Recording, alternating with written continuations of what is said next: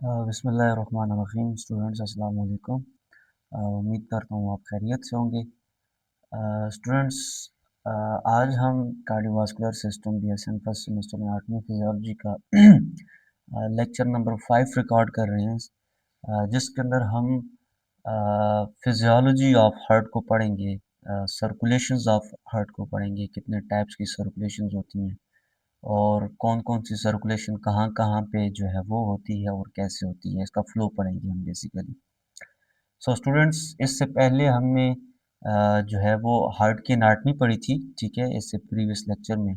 और हार्ट की एनाटॉमी में हमने ये चीज़ बेसिकली पढ़ी थी कि हार्ट के कितने चैम्बर हैं, कितने वेल्व्स हैं, कौन-कौन से वेल्व कहाँ-कहाँ प्रेजेंट हैं, कौन से चैम्बर में क्या-क्या मसल्स प्रेजेंट्स है और उनका जो है वो कॉम्बिनेशंस हमने पढ़ी थी, लेयर ऑफ हार्ट को पढ़ा था।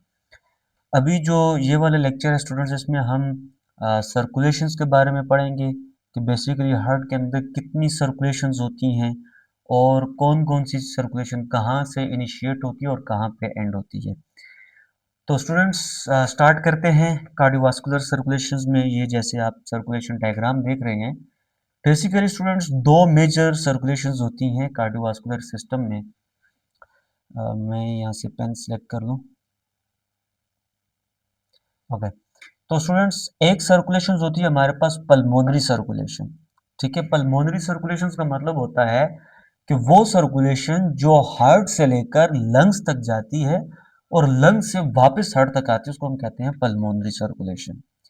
एक सर्कुलेशन हमारे पास होती है सिस्टेमिक सर्कुलेशन। सिस्टेमिक सर्कुलेशन का मतलब होता है कि वो सर्कुलेशन जो हार्ट से शुरू होती है और बॉडी के डिफरेंट टिश्यूज को, जितने भी बॉडी के टिश्यूज है, पेरिफेरल बॉडी टिश्यूज हैं, उन तक उसको ब्लड पहुंचाती है और वापस वहां से ब्लड हार्ट के अंदर लेकर आती है, उसको हम कहते हैं सिस्टेमिक सर्कुलेशन। इसी तरह एक सर्कुलेशन होती है जो कि एक डिफरेंट सर्कुलेशन है, जिसको हम कहते हैं portal circulation. Portal circulation in circulation से थोड़ी डिफरेंट है स्टूडेंट्स। वो कैसे डिफरेंट है, देखिए यहाँ पे लेट्स सपोज अगर हम पल्मोनरी सर्कुलेशन की बात करते हैं तो देखिए ये हार्ट से जाती है। मैं ये दूसरा सेलेक्ट कर लूँ, एक मिनट। ओके, लेट्स सपोज ये अगर हम बात करें कि पल्मोनरी सर्कुलेशन है, पल्मोनरी सर्कुलेशन हमारे पास ये राइट वेंट्रिकल से ब्लड को लेकर जाएगी सीधा सीधा लंग्स के अंदर। लंग्स के अंदर उसकी एक्सचेंज होगी और वहीं से ब्लड सीधा सीधा वापस आ जाएगा लेफ्ट एट्रियम के अंदर। तो ये हमारे पास क्लोज्ड सर्कुलेशन है, विच इज पल्मोनरी सर्कुलेशन। लेकिन इसमें जो कैपिलरी बेड है वो एक है। कैपिलरी बेड का क्या मतलब है कि यहाँ पे ये जो लंग्स हैं, ये जैसे आप देख रहे हैं, लंग्स के अंदर कैपिलरी बेड एक है। इसके अलावा, लंग्स के अलावा, कि ये जो ब्लड था इसने कहीं पे ना स्टे किया है और ना कहीं से इसने एक्सचेंज की है। इसी तरह अगर दूसरी सर्कुलेशन को देखा जाए, जो सिस्टेमिक सर्कुलेशन है, वो इस जो राइट वेंट्रिकल है यहां से इसने इजैकुलेट हुआ एओर्टा के थ्रू, ये बॉडी के अंदर गया और बॉडी के अंदर भी इसका कैपिलरी बेड एक ही है। ठीक है, लेट्स सपोज ये लंग्स के अंदर, ये किडनी के अंदर जाता है, ये आपके इंटेस्टाइन के अंदर जाता है, ये आपके लिवर के अंदर जाता है, ये कहीं भी जाता है तो ये एक कैपिलरी बेड निकालता है। इंटेस्टाइन और लिवर के अंदर भी ये आर्टरीज जाती हैं और ये आर्टरीज वहां पे पोर्टल सर्कुलेशन भी होती है। दोनों में आपने कंफ्यूज नहीं होना, ठीक है, वो मैं आपको आगे आगे एक्सप्लेन करूंगा पोर्टल सर्कुलेशन में। फिलहाल के लिए मैं आपको ये चीज बता रहा हूं कि जो कैपिलरी बेड है वो एक ही होता है पल्मोनरी सर्कुलेशन और सिस्टेमिक सर्कुलेशन में। सिस्टेमिक सर्कुलेशन में लेट्स सपोज किडनी है, आपके लोअर लिम्स हैं, ठीक है, आपके अपर लिम्स हैं, आपका ब्रेन है। अब वहां पे जब ब्लड जाता है तो एक्सचेंज होती है एक कैपिलरीज बेड में, वापस से वो वेन के थ्रू हार्ट में सर्कुलेट कर लेता है। लेकिन अगर हम पोर्टल सर्कुलेशन की बात करें तो पोर्टल सर्कुलेशन इससे थोड़ा डिफरेंट है। पोर्टल सर्कुलेशन में बेसिकली दो कैपिलरीज बेड होते हैं। कैपिलरीज बेड का मतलब तो आपको पता है ना, कि जहां पे एक्सचेंज पॉसिबल होती है। तो इसी तरह अगर हम पोर्टल सर्कुलेशन की बात करें तो पोर्टल सर्कुलेशन में दो जगह पे बेसिकली एक्सचेंज होती है, यानी कि दो जगह कैपिलरी बेड्स होते हैं। एक जो, अब पोर्टल सर्कुलेशन में मजीद दो टाइप्स हैं। एक होती है अ, जो hepatic portal circulation. Hepatic portal circulation हम, आपका ये टॉपिक है आगे, इसमें आगे हम पढ़ेंगे कि जिसके अंदर जो ब्लड है वो पहले जाता है इंटेस्टाइन्स को, स्मॉल इंटेस्टाइन को जाता है, लार्ज इंटेस्टाइन को जाता है, वहां से कैपिलरी बेड दिखता है, ठीक है, कैपिलरी बेड वहां पे होता है, ठीक है। मैं यहाँ पे आपको पेन के थ्रू इसको थोड़ी सी रफ डायग्राम बनाता हूँ। लेट्स सपोज ये आपका हार्ट है, इसने यहां से आर्टरीज गई हैं, ठीक है, एब्डोमिनल आर्टरी आगे गई है और वहां से हमारे पास इलियक सीलियक आर्टरीज निकली है, ठीक है। अब वो आर्टरीज कहाँ जाएंगी? आपके स्टोमक में जाएंगी, आपकी इंटेस्टाइन्स में जाएंगी, आपकी लार्ज इंटेस्टाइन में जाएंगी, ठीक है। यहां से न्यूट्रिएंट्स उठाएंगी, ठीक है, यहां से वाटर उठाएगी, यहां से जितनी भी आपके एब्जॉर्प्शन है जीआईटी सिस्टम की वो उठाएगी। और होना तो ये चाहिए कि यहाँ पे जो आर्टरीज आई हैं, कैपिलरीज बेड बिछा है, यहाँ पे आगे वेन्स बनेंगी और वेन जानी चाहिए सीधा हार्ट के अंदर। लेकिन यहाँ पे पोर्टर सर्कुलेशन डिफरेंट कैसे है कि एक कैपिलरी बेड यहाँ पे इंटेस्टाइन के अंदर है, दूसरा कैपिलरी बेड यही जो वेसल्स होंगी ये जाएंगी सीधा लिवर के पास। लिवर के पास क्यों जाएंगी? लिवर के पास इस वजह से जाएंगी कि ये जितना भी जीआईटी से एब्जॉर्प्शन हुई है वो सब्सटेंस जाए लिवर के अंदर, और लिवर का जो मेन फंक्शन होता है वो होता है डिटॉक्सिफिकेशन करना। आपने कोई ड्रग ली है, आपने कोई कैप्सूल लिया है, मेडिसिन ली है, आपने कोई खुराक खाई है, उसकी डिटॉक्सिफिकेशन के लिए लंग्स के अंदर ये खुराक जाएगी।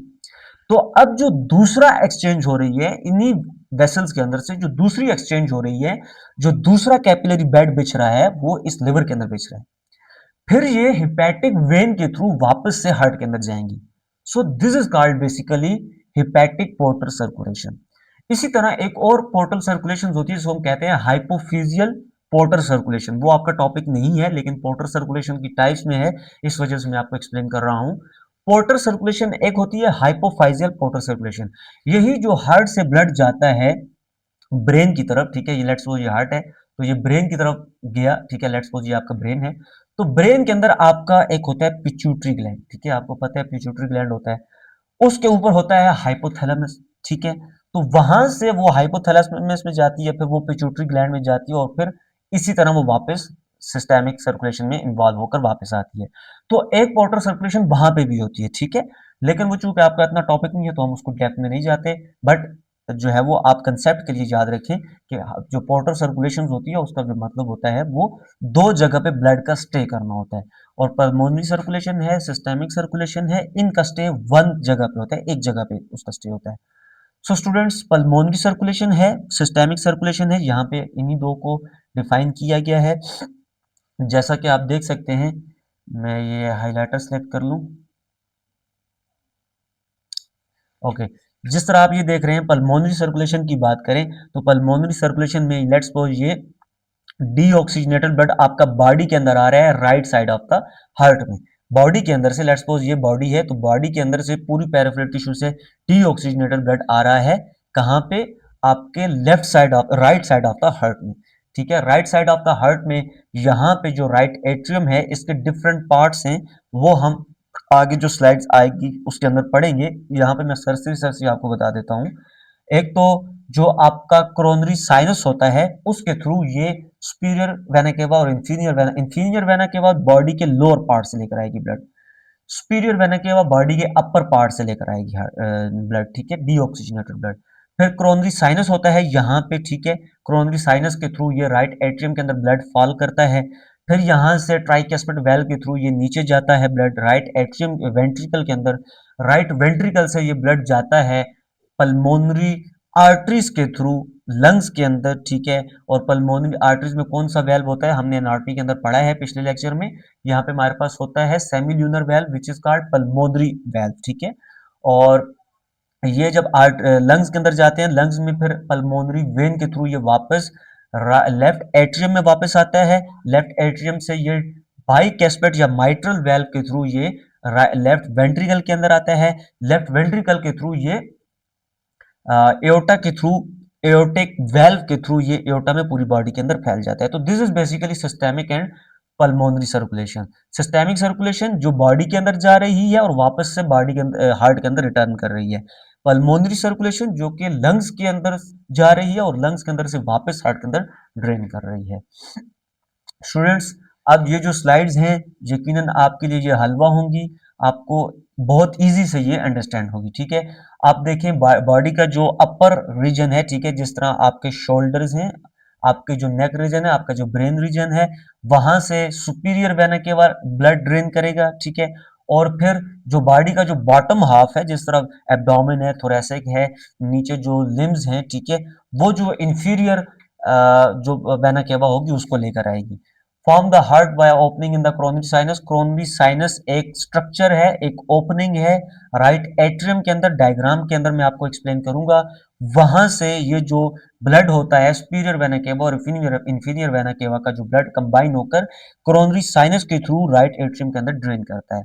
Coronary sinus is the gathering point for deoxygenated blood gathering by the cardiac veins. तो ये जो कार्डिक वेन्स आ रही हैं, superior vena cava, inferior vena cava, इसके पीछे जितनी वेन्स हैं वो सारी ड्रेन कहाँ पे करती है? कोरोनरी साइनस के अंदर। राइट एट्रियम की बात करें तो यहाँ पे आपको पता है पेक्टिनेट मसल्स होती हैं, और जो दूसरी मसल्स होती हैं वो वेंट्रिकल्स के अंदर पाई जाती हैं, पेपिलरी मसल, ठीक है। पेक्टिनेट मसल्स आपके पास एट्रियम्स में होती हैं, चाहे वो राइट एट्रियम हो लेफ्ट एट्रियम हो। जो पेपिलरी मसल्स होती हैं वो वेंट्रिकल्स के अंदर पाई जाती हैं, चाहे वो लेफ्ट वेंट्रिकल हो चाहे वो राइट वेंट्रिकल हो। इसी तरह हमारे पास एक राइट ऑरिकल होता है, बेसिकली एक ऑरिकल होता है, एक उभरा सा एक फ्लैप होता है, ठीक है। मैं आपको यहीं पे एक्सप्लेन कर दूं, ये ऑरिकल है, ठीक है, दिस इज ऑरिकल। और ये हमारे पास ये ये हमारे पास कोरोनरी साइनस, जहां से सुपीरियर और इंफीरियर वेना केवा ड्रेन करती है यहाँ पे, ठीक है। और इसी के साथ साथ हमारे पास जो पेक्टिनेट मसल्स हैं, ये आप देख रहे हैं एट्रिया के अंदर पेक्टिनेट मसल्स हैं। इसके अलावा हमने कार्डिया टेंडनाई भी पढ़ी थी, ठीक है, जो ये नीचे वेल्व के बाद आप देख रहे हैं, ये वेल्व से सीधा वेंट्रिकल के अंदर, खैर ये वेंट्रिकल का पार्ट है तो उसके अंदर हम डिटेल से पढ़ेंगे। इसके अलावा ये हमारे पास फोसा ओवेलस है। फोसा ओवेलस में आपको यहीं पे एक्सप्लेन कर देता हूँ। फोसा ओवेलस बेसिकली हमारे पास एक ऐसा स्ट्रक्चर होता है जो कि राइट एट्रियम और लेफ्ट एट्रियम के दरमियान प्रेजेंट होता है, ठीक है। लेट्स सपोज ये राइट एट्रियम का पार्ट है और ये इसके पीछे लेफ्ट एट्रियम का पार्ट है। इसके दरमियान हमारे पास जो इंट्रा एट्रियल सेप्टम है, इंट्रा एट्रियल सेप्टम का मतलब होता है कि दो एट्रियम के दरमियान ये जो सेप्टम है, ये जो वॉल है, ठीक है, इसके दरमियान हमारे पास फोसा ओवेलस प्रेजेंट होता है, ठीक है। फोसा ओवेलस हमारे पास एक ऐसा स्ट्रक्चर होता है जब बेबी जो मदर के वोम में होता है, प्लेसेंटा में होता है, तो उसमें चूंकि पल्मोनरी सर्कुलेशन स्टेबल नहीं होती, पल्मोनरी सर्कुलेशन फीटस के अंदर नहीं होती, ठीक है। इसी वजह से जो मां का ऑक्सीजनेटेड ब्लड होता है वही इसके राइट एट्रियम में आता है, बच्चे के राइट एट्रियम में आता है, लेकिन वो राइट वेंट्रिकल के अंदर नहीं जाता जिसके थ्रू वो पल्मोनरी सर्कुलेशन को फॉलो करे। फीटस की बात कर रहा हूं, ठीक है, जो मदर के वोम के अंदर बेबी होता है। तो जब जो फीटस होता है वो उसका जो ब्लड है वो राइट एट्रियम में आया, वो सीधा लेफ्ट एट्रियम में चला जाता है, वो पल्मोनरी सर्कुलेशन को फॉलो नहीं करता। पल्मोनरी सर्कुलेशन को फॉलो इसलिए नहीं करता क्योंकि मां का डायरेक्ट ऑक्सीजनेटेड ब्लड इसको आता है। और फिर ये जो फोसा ओवेलस होता है ये उस फीटस के अंदर ओपन होता है, ठीक है। इसी के थ्रू ये राइट एट्रियम से लेफ्ट एट्रियम के अंदर ब्लड जाता है, फिर वो लेफ्ट वेंट्री के अंदर ब्लड जाता है, और फिर वो लेफ्ट वेंट्रिकल उसका ब्लड को पुश करता है और बेबी की बॉडी के अंदर वो ब्लड जाता है। इसी तरह फिर वो वापस आता है और जो अम्बेलिकल वेन होती है उसके थ्रू वो वापस जाता है, ठीक है। फिर हमारे पास जो ये जो फोसा ओवेलिस होता है, ये जब बेबी की बर्थ होती है तो बर्थ होने के साथ साथ ये जो फोसा ओवेलिस होता है ये क्लोज हो जाता है। पहले ये ओपन होता है, लेकिन जैसे ही बर्थ होती है ये क्लोज हो जाता है।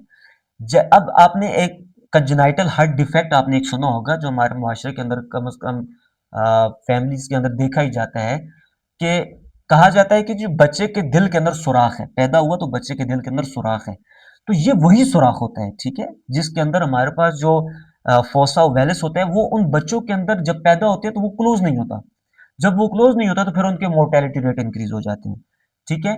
तो this is basically fossa ovalis, जो कि बच्चों के अंदर अगर बाय बर्थ इन क्लोज ना हो तो उसको हम जो है कंजेनाइटल हार्ट डिफेक्ट के अंदर कंसीडर करते हैं, ये एक डिजीज है, ठीक है। So students, this is fossa ovalis. और जो चाइल्ड की बात थी वो भी मैंने आपको यहाँ पे एक्सप्लेन कर दी। वापस से अपनी स्लाइड में जाते हैं, ठीक है जी। ऑरिकल्स की आपको समझ आ गई है, ठीक है। इसके अलावा इंटर एट्रियल सेप्टम, ये भी मैंने आपको एक्सप्लेन कर दिया, ठीक है। ये जो हमारे पास एट्रियम और लेफ्ट एंड राइट एट्रियम होता है, इनके दरमियान ये जो वॉल होती है उसको हम इंट्रा एट्रियल सेप्टम कहते हैं।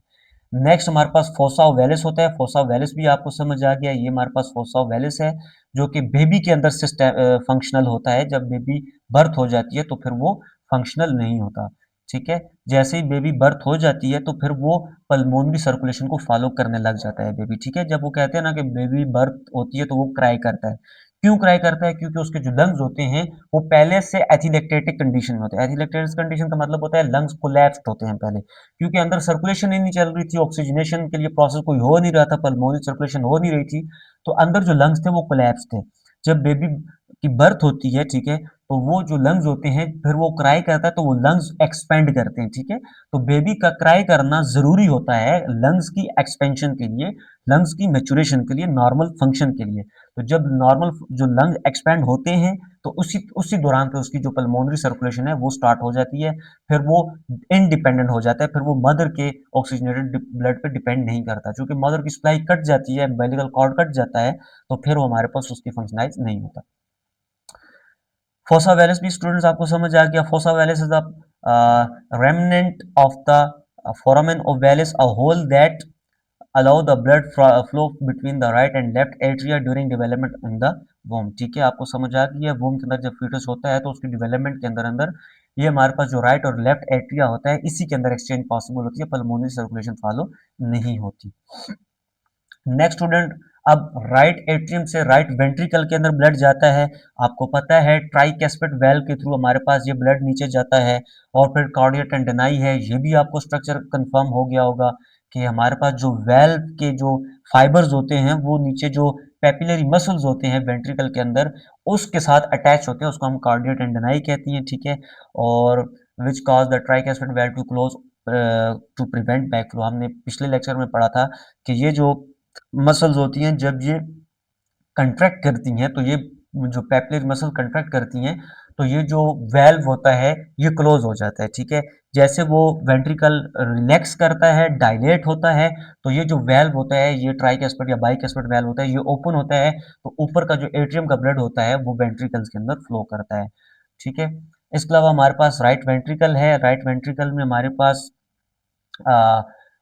जो हमारे पास मायोकार्डियल मायोकार्डियम हमने पढ़ा है, ठीक है, जो हमारे पास second layer of the heart होती है, ये हमारे पास थिक होती है। अच्छा स्टूडेंट्स, मैं आपको डायग्राम के थ्रू इसको क्लियर कर देता हूँ आगे, अगर कोई हार्ट की डायग्राम नहीं है पीछे देख लेते हैं।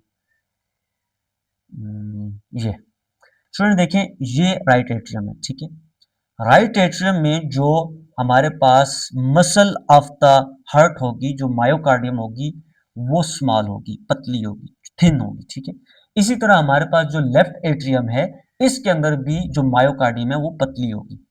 लेकिन ये जो राइट वेंट्रिकल है, राइट वेंट्रिकल के अंदर जो मसल ऑफ द हार्ट होगी, मायोकार्डियम होगी, वो एज कंपेयर टू एट्रियम्स थोड़ी मोटी होगी, थिक होगी, ठीक है। क्यों थिक होगी? क्योंकि इसने जो कंट्रैक्ट करना है, कंट्रैक्ट इतना पावरफुल करेगा कि ये सिस्टेमिक ये लंग्स के अंदर ये ब्लड चला जाए। ये तो जब कंट्रैक्ट कर रहे हैं तो ये नीचे ही ब्लड को भेज रहे हैं ना, तो इनकी मसल का इतना सख्त या स्ट्रांग होना जरूरी नहीं है या थिक होना जरूरी नहीं है। लेकिन ये जो वेंट्रिकल्स के मसल्स होते हैं इनका थिक होना बहुत जरूरी है, क्योंकि इन्होंने स्ट्रांग कंट्रक्शन करनी होती है। तो ये जो राइट वेंट्रिकल होता है, चूंकि ये लंग्स को भेजता है तो लंग्स भी पास में ही होते हैं, तो इनकी भी जो वाल होती है वो इतनी ज्यादा थिक नहीं होती जितनी कि आपकी लेफ्ट वेंट्रिकल्स की थिक होती है वाल। आपको अगर लेट्स सपोज जो पेपर पॉइंट ऑफ व्यू से बात बता रहा हूं कि अगर क्वेश्चन आ जाता है कि हार्ट के चैम्बर में कौन सा ऐसा चैम्बर है जिसके अंदर सबसे थिक और स्ट्रांग मसल्स होते हैं, मायोकार्डियम होते हैं, तो वो लेफ्ट वेंट्रिकल है, ठीक है। लेफ्ट वेंट्रिकल ने चूंकि बहुत ही स्ट्रांग कंट्रक्शन करनी होती है और इतनी स्ट्रांग कंट्रक्शन करनी होती है कि आपके हार्ट से लेकर आपके फुट का जो टो है उस तक ये ब्लड पहुंचना चाहिए, ठीक है। इस वजह से यहाँ पे जो मसल्स होती हैं वो थिक लेयर में होती है, ठीक है, स्ट्रांग लेयर्स होती हैं। किधर हैं हम? आगे। ओके, तो स्टूडेंट्स इसमें जो हमारे पास राइट वेंट्रिकल की मायोकार्डियम होती है वो लेफ्ट वेंट्रिकल के अकॉर्डिंग इतनी थिक नहीं होती, बट ये जो लेफ्ट वेंट्रिकल की जो मायोकार्डियम होती है वो राइट वेंट्रिकल के अकॉर्डिंग ज्यादा थिक होती है। Remember the myocardium that form a wall between the right and left ventricle is called intraventricle. आपको पता है इंटरवेंट्रिकुलर सेप्टम हमारे पास क्या होता है, जो दो वेंट्रिकल, लेट्स सपोज ये राइट वेंट्रिकल है, ये लेफ्ट वेंट्रिकल है, इसके दरमियान जो सेप्टम होता है, जो वॉल होती है, उसको हम इंटरवेंट्रिकुलर सेप्टम कहते हैं। और इंटर आर्ट्रियल सेप्टम कौन सा होता है, कि जो हमारे पास लेफ्ट एंड राइट एट्रियम के दरमियान जो सेप्टम होता है, जो वॉल होती है। इसी तरह हमारे पास एट्रियोवेंट्रिकुलर सेप्टम कौन सा होता है, जो एट्रियम और वेंट्रिकल के दरमियान सेप्टम होता है, वॉल होती है, जिसमें वॉल्स आते हैं बाई एंड ट्राइकैस्पिड, उसको हम कहते हैं एट्रियोवेंट्रिकुलर सेप्टम। ठीक है। नेक्स्ट हमारे पास पल्मोनरी ट्रंक हमने पढ़ा है, जितनी भी मेजर ब्लड वेसल्स होती हैं उसको, जो पल्मोनरी आर्टरीज हैं, पल्मोनरी वेन्स हैं, वो हमारे पास बनाती हैं पल्मोनरी ट्रंक। ठीक है। इसी तरह हमारे पास जो पल्मोनरी आर्टरीज होती हैं वो डीऑक्सीजनेटेड को ब्लड को लेकर आती हैं, और जो पल्मोनरी वेन्स होती हैं वो ऑक्सीजनेटेड ब्लड को लेकर आती हैं। बैक फ्लो की बात करें तो ये जो सेमिल्यूनर वेल्व होता है, पल्मोनरी सेमिल्यूनर वेल्व, ये जो पल्मोनरी आर्टरीज के अंदर होता है, जब लेफ्ट वेंट्रिकल कंट्रैक्ट करता है, सॉरी राइट वेंट्रिकल कंट्रैक्ट करता है, तो लंग्स के अंदर जब वो ब्लड जाता है तो उसका बैक फ्लो से प्रिवेंट करने के लिए पल्मोनरी सेमिल्यूनर वेल्व प्रेजेंट होता है।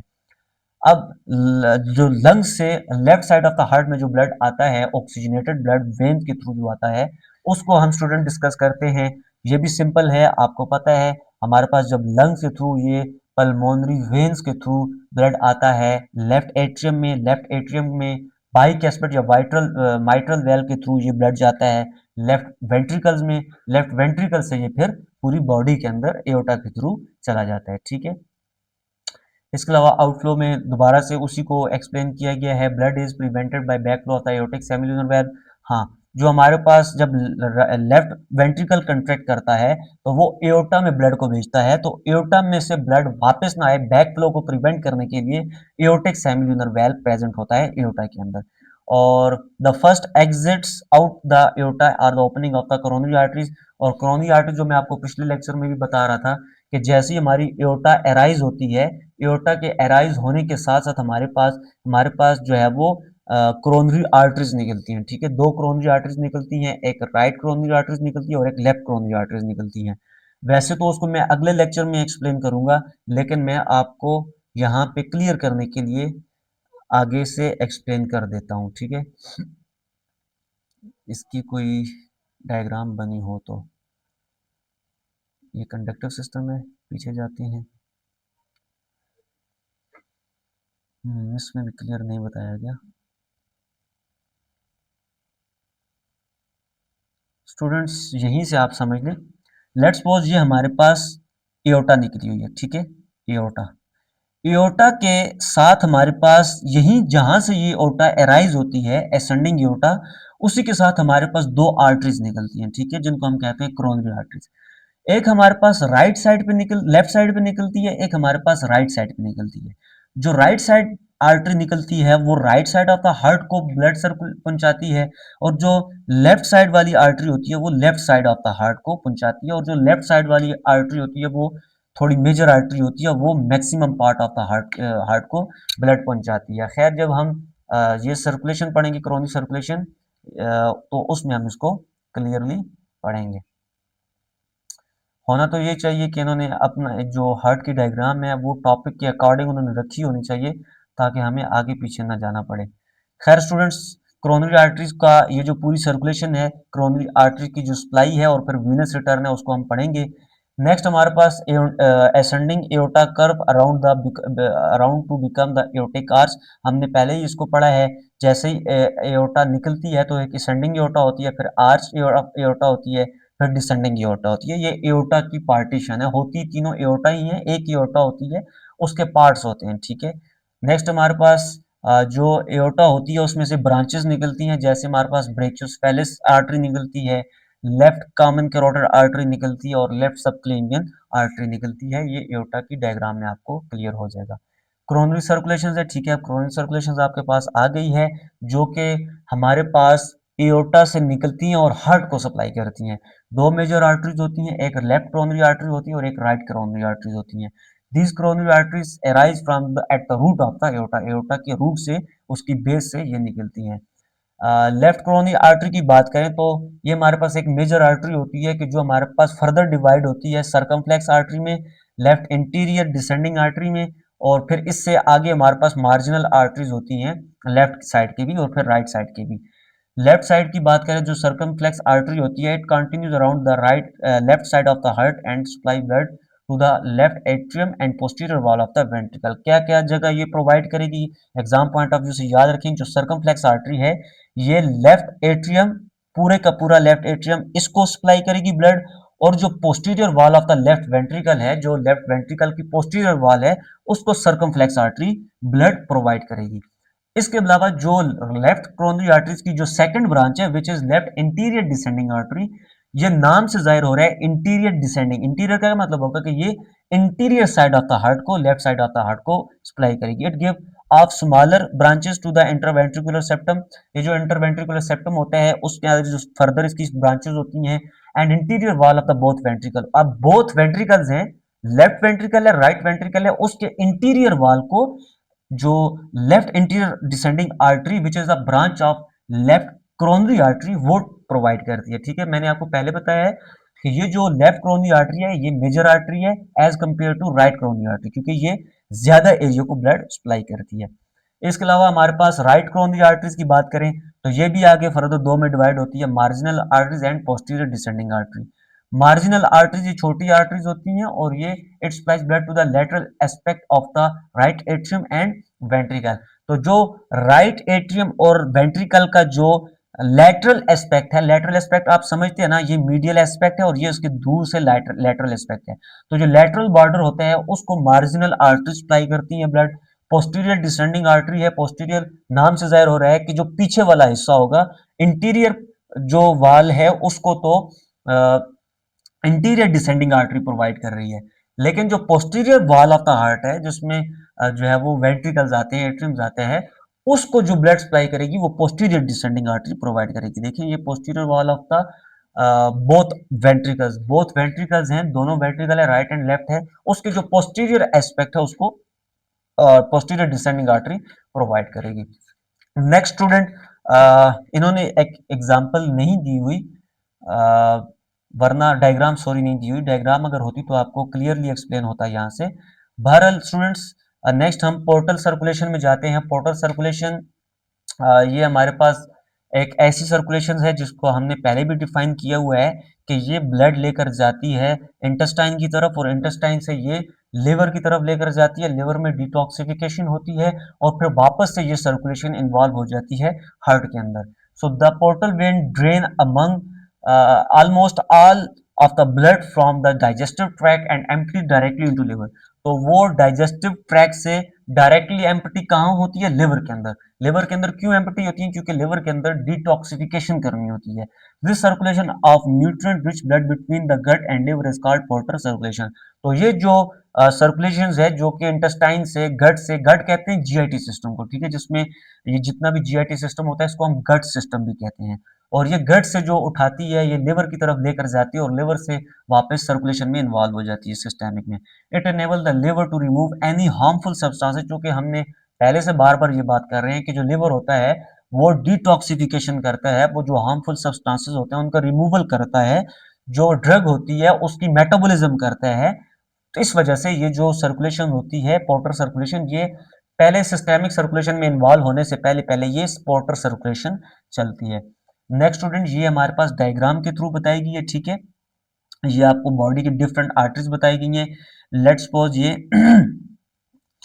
ये हमारे पास स्मॉल इंटेस्टाइन है, ये लार्ज इंटेस्टाइन है, ठीक है, इसके ऊपर ये स्टोमिक है, ये इसके ऊपर से जितनी भी आर्टरीज हैं जो इसकी तरफ आई हैं ये वापस से कहाँ जाएंगी, ये सारी एक वेन बनाकर जाएंगी लिवर की तरफ, ठीक है, जिसको हम पोर्टर सर्कुलेशन कहते हैं। और फिर यही जो हिपैटिक वेन्स होंगी, ये हिपैटिक वेन्स वापस से कहाँ पे जाएंगी, एब्डोमिनल एओर्टा के अंदर, एब्डोमिनल एओर्टा के अंदर, सॉरी नहीं, जो एब्डोमिनल हमारे पास वेन होती है, ठीक है, एब्डोमिनल जो वेन होती है यहाँ से फिर इंफीरियर वेना केवा बनती है, इंफीरियर वेना केवा से ये वापस से एट्रियम के अंदर ड्रेन करती है। मतलब ये कि ये पोर्टर सर्कुलेशन जो होती है ये सिस्टेमिक सर्कुलेशन के अंदर इन्वॉल्व होकर ब्लड ड्रेन करती है हार्ट के अंदर। ओके, नेक्स्ट स्टूडेंट, ये कार्डिक साइकिल है, कार्डिक साइकिल को हम नेक्स्ट लेक्चर के अंदर डिस्कस करेंगे, ये थोड़ी डिफरेंट चीज है, ठीक है। यहाँ तक जो सर्कुलेशन थी ये हमने पढ़ी है, पल्मोनरी सर्कुलेशन पढ़ी है, सिस्टेमिक सर्कुलेशन पढ़ी है, पोर्टर सर्कुलेशन पढ़ी है, इसके साथ हमने कोरोनरी आर्टरीज को पढ़ा है, कोरोनरी सर्कुलेशन को पढ़ा है। स्टूडेंट्स, कोरोनरी सर्कुलेशन मुझे लगता नहीं है कि आपका कंसेप्ट उस पर क्लियर होगा, क्योंकि वो डायग्राम उस पर नहीं थी। डायग्राम अगर वहाँ पे होती तो मैं आपको डायग्राम के थ्रू इजी एक्सप्लेन कर लेता।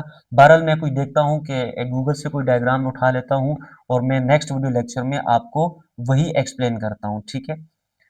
सो स्टूडेंट्स, इंशाल्लाह बल्कि मैं एक और वीडियो लेक्चर रिकॉर्ड करके इसके साथ कंबाइन कर देता हूँ और फिर उसको मर्ज करके मैं जो कोरोनरी सर्कुलेशन है वो आपका कंसेप्ट वहाँ से क्लियर करता हूँ।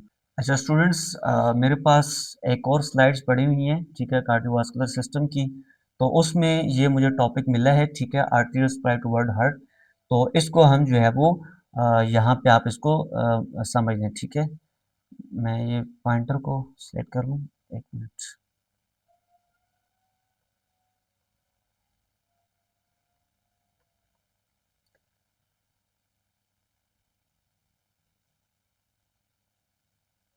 ओके स्टूडेंट्स, ये देखें, ये हमारे पास interior view of the heart है। यहाँ से हम जो है वो आ, ये एओर्टा एराइज हो रही है लेफ्ट वेंट्रिकल से, ठीक है। और ये जो लेफ्ट वेंट्रिकल है, यहाँ से जो एओर्टा एराइज हो रही है, तो इसी की बेस में ये कोरोनरी आर्टरीज आपको दिख रही है, ठीक है। ये बेस ऑफ द एओर्टा है। तो यहाँ से आप देख रहे हैं कि this is left coronary artery and this is right coronary artery, ठीक है। ये हमारे पास जो लेफ्ट कोरोनरी आर्टरीज हैं, हमने फर्दर इसको पढ़ा था कि ये जो लेफ्ट कोरोनरी आर्टरी है ये आगे डिवाइड होती है लेफ्ट इंटीरियर आर्टरी के अंदर, और दूसरी इसकी ब्रांच निकलती है सर्कमफ्लेक्स आर्टरी। तो देखिए, ये लेफ्ट कोरोनरी आर्टरी है, तो इससे आगे एक ब्रांच निकल रही है लेफ्ट सर्कमफ्लेक्स आर्टरी, ठीक है। This is left circumflex artery. अब ये जो सर्कमफ्लेक्स आर्टरी है ये आगे फर्दर डिवाइड होती है मार्जिनल आर्टरीज के अंदर। मार्जिनल आर्टरीज सिंपल कहते हैं जो बिल्कुल छोटी छोटी आर्टरीज होती हैं और वो आगे जाकर पेनिट्रेट होती हैं। इस तरह ये जो मार्जिनल आर्टरीज है ये लेफ्ट साइड पे भी होती हैं और राइट साइड पे भी होती हैं, ठीक है। जैसे आप देख रहे हैं कि ये सर्कमफ्लेक्स आर्टरी है और ये उससे आगे मार्जिनल आर्टरीज फर्दर निकल रही हैं। इसी तरह अगर हम जो इंटीरियर डिसेंडिंग आर्टरी को देखें, ये भी लेफ्ट साइड जो लेफ्ट कोरोनरी आर्टरी है इसी की पार्ट में आती है। तो ये देखें, ये हमारे पास जो लेफ्ट इंटीरियर डिसेंडिंग आर्टरी है, ठीक है। अब ये चूंकि interior part of the ventricles को, चाहे वो लेफ्ट वेंट्रिकल है चाहे वो राइट वेंट्रिकल है, उसके इंटीरियर वाल को ये सप्लाई करती है। इस वजह से हम इसके नाम ही इसको दे दिया है कि इंटीरियर डिसेंडिंग आर्टरी, ठीक है। डिसेंडिंग कहते हैं नीचे की तरफ आ रही है। देखिए, मैं आपको ये नाम से इसको मेमोराइज करने की ट्रिक बताता हूं। हमेशा जब भी आप कोई टर्म देखें तो उसके नाम को ब्रेक करें, ठीक है। लेफ्ट हमने इसको क्यों कहा है? क्योंकि ये left side of the heart निकली है। इंटीरियर क्यों कहा है? क्योंकि ये interior aspect of the heart को सप्लाई कर रही है ब्लड। डिसेंडिंग क्यों कहा है? क्योंकि ये ऊपर से नीचे आ रही है, ठीक है। इस वजह से हम इसको, तो इसी तरह ये जो राइट पोस्टीरियर डिसेंडिंग आर्टरी है इसको भी हमने इसी तरह ही बताया गया है। राइट क्यों कहा है? क्योंकि ये right side of the heart से निकली है। पोस्टीरियर क्यों कहा है? क्योंकि ये हार्ट के पोस्टीरियर वाल को सप्लाई कर रही है ब्लड। और डिसेंडिंग क्यों कहा है? क्योंकि ये नीचे की तरफ हार्ट को सप्लाई कर रही है। तो students, this is the coronary circulation. इसी तरह ये कोरोनरी सर्कुलेशन वापस से हार्ट के अंदर ड्रेन करती है कोरोनरी साइनस के थ्रू, ठीक है। जैसे हमने पढ़ा है कि सिस्टेमिक सर्कुलेशन है तो वो ब्लड को लेकर जाती है टिश्यूज के अंदर, तो टिश्यू से वापस हार्ट के अंदर लेकर आती है। इसी तरह ये जो सर्कुलेशन है ये भी कोरोनरी आर्टरीज से निकलती है और फिर जो वेनस रिटर्न है कोरोनरी वेन के थ्रू ये वापस हार्ट के अंदर ड्रेन कर लेती है। इसकी कोरोनरी जो वेनस रिटर्न है वो भी मैं आपको आगे एक्सप्लेन करता हूँ, ठीक है। This is arterial supply toward heart which is coronary. अब ये देखें, वीनस ड्रेनेज आ गया है। वीनस ड्रेनेज में हमारे पास दो किस्म की मेन वेन्स होती हैं, एक ग्रेटर कार्डिक वेन होती है और एक स्मॉल कार्डिक वेन होती है। फिर इसके अलावा हमारे पास जो दूसरी वेन्स होती है उसमें मिडल कार्डिक वेन होती है और पोस्टीरियर कार्डिक वेन होती है, ठीक है। अब ये सारी वेन्स होती हैं हार्ट के डिफरेंट रीजन से ब्लड को उठाती हैं। और जो हमने पहले स्ट्रक्चर पढ़ा था जो कि राइट एट्रियम का स्ट्रक्चर है, कोरोनरी साइनस, ठीक है, उसी कोरोनरी साइनस के अंदर ये ड्रेन करती हैं राइट एट्रियम से। फिर ब्लड जो है उस शामिल हो जाता है जो बाकी जो सुपीरियर वेना के व इंफीरियर वेना के का जो ब्लड था वो उसी के अंदर शामिल हो जाता है। फिर वो सर्कुलेशन पल्मोनरी सर्कुलेशन में जाता है, फिर वो पल्मोनरी सर्कुलेशन से ऑक्सीजनेटेड होकर वापस से हार्ट के अंदर आता है। तो हार्ट जब पंप करता है तो उसी के जो कोरोनरी आर्टरीज है वापस से वहां से निकलती है और हार्ट को सप्लाई करती है। इस तरह ये कोरोनरी सर्कुलेशन भी चलती है। ये देखिए आप, स्मॉल कार्डिक वेन है, ठीक है, ये जो ब्लैक कलर में आप देख रही हैं दिस इज आर्टरीज, और वही आर्टरीज अब वेन में कन्वर्ट हो रही हैं, ठीक है। ये स्मॉल कार्डिक वेन है, फिर ये ग्रेट कार्डिक वेन है। स्मॉल कार्डिक वेन इसलिए कहा जा रहा है क्योंकि ये जो right side of the heart है इससे उठा रही है और ये थोड़ा ब्लड होता है। ग्रेट कार्डिक वेन इसको इस वजह से कहा जाता है कि ये left side of the heart से लेकर जाता है और ये मेजर वेन होती है, बड़ी वेन होती है, सॉरी हाँ ठीक है, बड़ी वेन होती है और ये मैक्सिमम ब्लड को उठाती है। इसी तरह आप जो एपी व्यू है, ठीक है, पी ए व्यू है, पोस्टीरियर इंटीरियर व्यू है, इसको आप देखें तो ये हमारे पास ग्रेट कार्डिक वेन है, ठीक है, this one is great cardiac when.